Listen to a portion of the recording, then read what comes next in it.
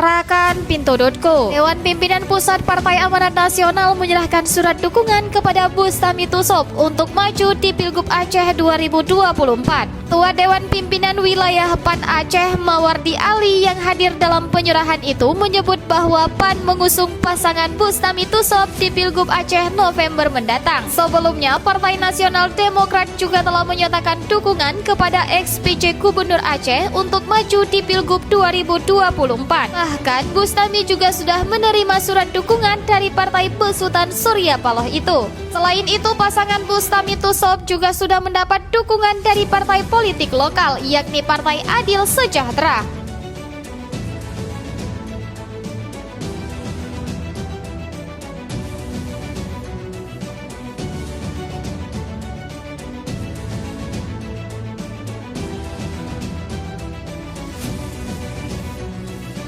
Mau tahu berita terupdate tentang Aceh? Baca berita selengkapnya di pinto.co.